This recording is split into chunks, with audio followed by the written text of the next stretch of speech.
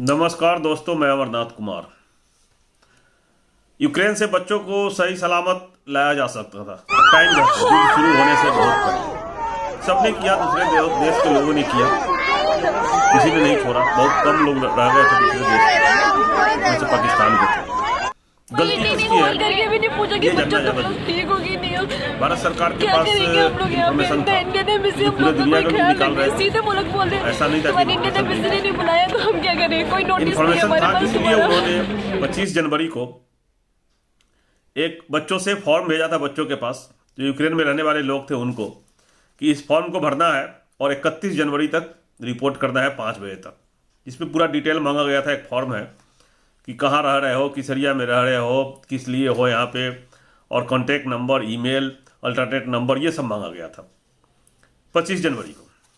तो पता था, उस समय तक लोग अपना निकालना शुरू कर दिए थे। सबको पता था कि युद्ध होने वाला है। 25 जनवरी से लेके 15 फरवरी तक सोए रहे, कोई मतलब नहीं रहा। 15 फरवरी को फिर इनको बेचैनी हुई, तो इन्होंने एक एडवाइजरी जारी किया और कहा गया कि जो भी वहाँ पे नॉन इसेंशियल लोग हैं, जिनको ज़रूरत नहीं है यूक्रेन में रहने की, वो इंडिया जाए, और इंडिया जा सकते हैं।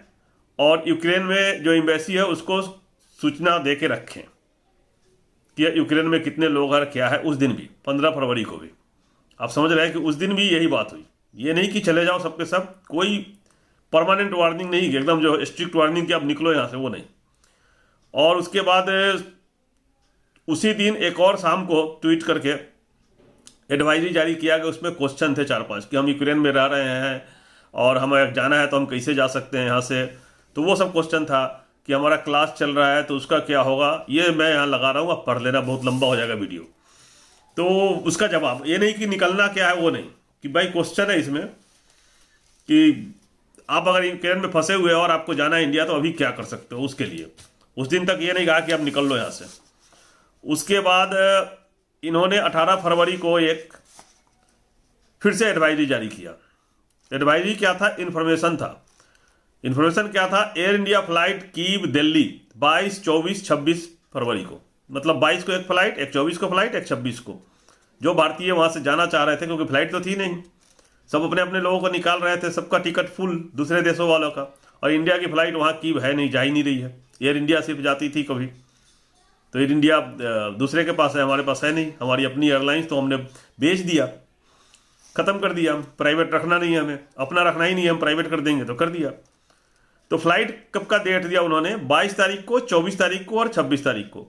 22 वाली फ्लाइट ऑपरेट हुई, 24 वाला फ्लाइट एयर इंडिया को बीच रास्ते से लौट के आना पड़ा, क्योंकि 24 तारीख के सुबह ही, रात को ही उसने युद्ध शुरू कर दिया। पुतिन भाई साहब ने, उन्होंने बम गिराना शुरू कर दिया और यूक्रेन का एयर स्पेस बंद हो गया, तो इनको वापस आना पड़ा। तो ये काम हो गया ख़त्म। उसके बाद 20 तारीख को इन्होंने एक एडवाइजरी जारी किया।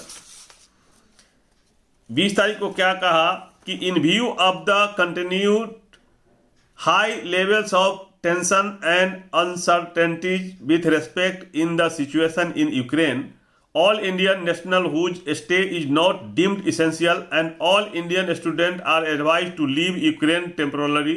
Available commercial flight and charter flight may be availed for travel for orderly and timely departure. ये कहा गया कि जल्दी यहाँ से भागो, जो भी फ्लाइट मिलता है उससे भागो, चार्टर फ्लाइट लेके भागो, निकलो यहाँ से। 20 तारीख को क्या हुआ? क्योंकि 19 तारीख को पुतिन साहब ने मीटिंग कर लिया था, एक मिसाइल टेस्ट किया था, अपने जहाज़ों को उड़ाया था, जो युद्ध का अभ्यास होता है वो एक तरह से दिखाया था कि हम अब हमला करने वाले हैं। और 20 तारीख को उन्होंने एक देश के नाम संबोधन किया था। तो अब लगा कि सब कुछ हो जाएगा, तो वो जाग गए 20 तारीख को। कब के बाद? 25 जनवरी से कब जागे? 20 फरवरी को। उससे पहले क्या कर रहे थे विद्यार्थी को कि ये जहाज, ये फ्लाइट है, एक 22 को है, एक 24 को, एक 26 को इंडिया चले जाना आप लोग। 3 फ्लाइट में 25,000 बच्चे आ जाएंगे इंडिया। यही कर रहा हूं मैं। आप लोग सोचना कि आप अगर होते स्टूडेंट की जगह, मैं देश के नागरिकों को, 138 करोड़ लोगों को पूछना चाहता हूं कि आप विद्यार्थी की जगह होते, अपने आप को रख के सोचिए। और मैं भारत सरकार हूं और मैं आपको कह रहा हूं कि 25 जनवरी से लेकर मैं सोया रहूंगा और एक फ्लाइट आपको दे दूंगा कि इस फ्लाइट से आप लोग आ जाना। तब कैसे आ जाओगे आप लोग सोचना।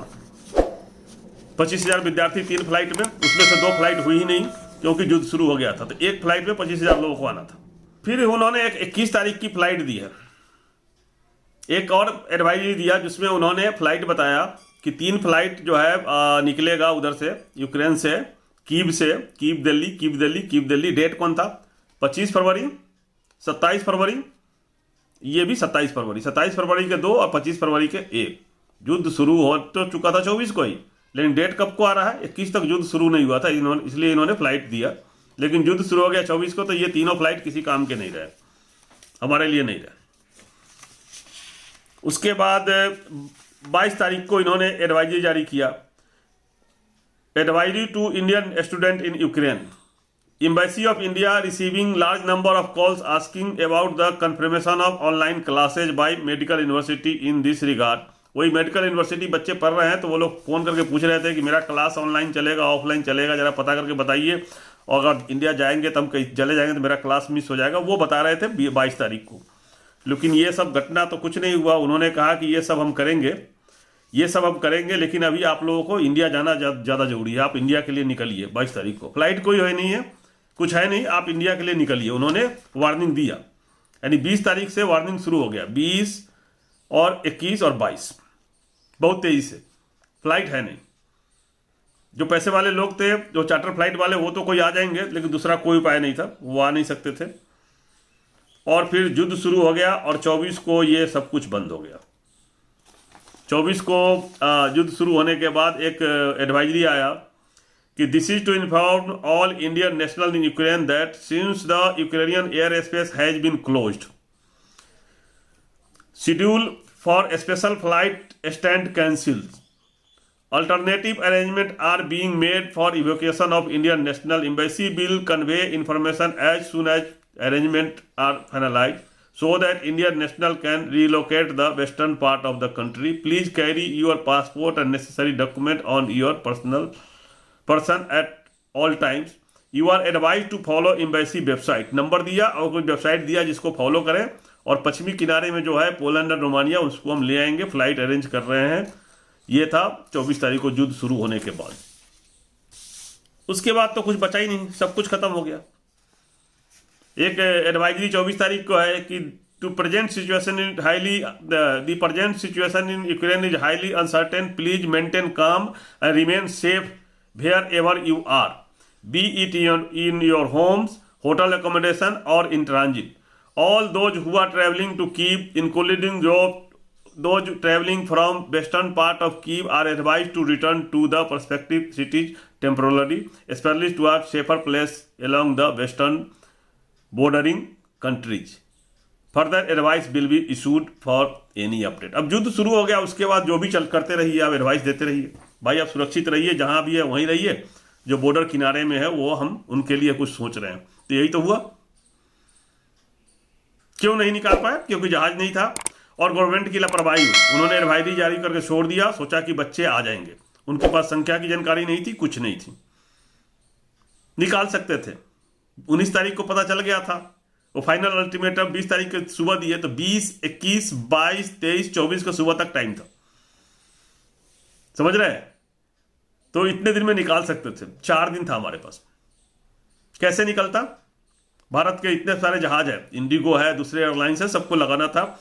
और नहीं भी है तो हमारे पास C-17 ग्लोब मास्टर है, बड़ा वाला एयरफोर्स का जो जहाज है, एक दिन में 600 से 700 लोग आते हैं, वो बिना सीट के होते हैं, वो छोटा वाला सीट होता है, बैठ जाइए, बांध देंगे और लेके आ जाएंगे। पैराट्रूपिंग वाला जहाज, कार्गो प्लेन ला सकते थे, नहीं लगाया। अब वो लगाएंगे, अभी लगाना पड़ेगा वो, क्योंकि कब तक इंडिगो के फ्लाइट से लाएंगे, उसमें कितना जगह कहाँ है, 220 पैसेंजर ज़्यादा से ज़्यादा, और फुल फ्यूल पे वो वहाँ पोलैंड जाने में वो उतना लेगा नहीं, पैसेंजर कम करना पड़ेगा, तो इसलिए वो संभव नहीं है। एयर इंडिया की फ्लाइट है, वो कितने फ्लाइट देंगे पता नहीं, तो निकाला जा सकता था। गलती भारत सरकार की है, थोड़ा सा गलती विद्यार्थी की भी है कि वो लालच में रह गए क्लास के लिए, और एक गलती और विद्यार्थी की है कि वो गरीब थे, मिडिल क्लास के बच्चे थे, उनके माता पिता सुन रहे होंगे तो समझ रहे हैं मैं क्या कर रहा हूँ, मैं समझ सकता हूँ कि क्या होता है, सब कुछ प्लान किया होता है। 80,000 का टिकट संभव नहीं था, 80,000 के टिकट पे इंडिया बुला लेना है, और युद्ध खत्म होने और नहीं भी हुआ, और फिर वापस जाने में भी पैसे लगते 40 से 45,000, तो 1,20,000 तो बजट ही गड़बड़ा गया। घर बेचना पड़ता, ज़मीन बेचना पड़ता, गहना बेचना पड़ता, यही होता है। तो इसलिए वो लालच में रह गए और उस लालच के कारण बच्चे खतरे में पड़ गए, उनके जीवन खतरे में पड़ गए।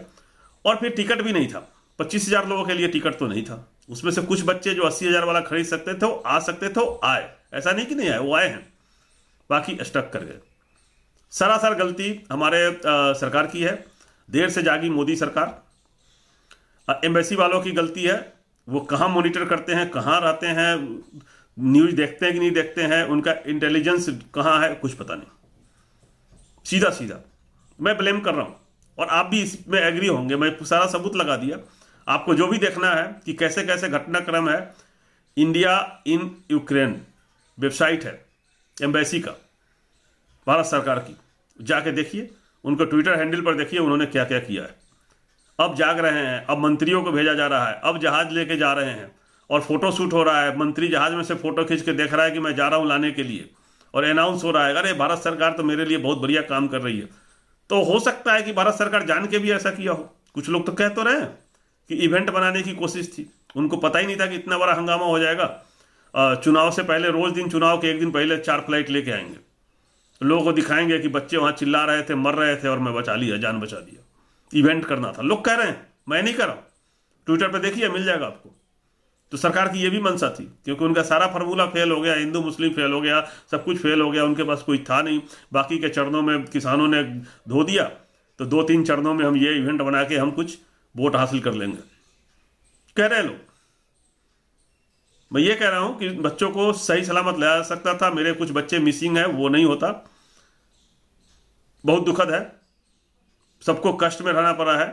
सब सही सलामत आ जाए, यही भगवान से दुआ करते हैं। आप सब इस वीडियो को ज़्यादा से ज़्यादा लोगों को शेयर करें, चैनल सब्सक्राइब करें, बेल आइकन को प्रेस करके रखें, जिससे आने वाले वीडियो का अपडेट मिलता रहे। जय हिंद, जय भारत।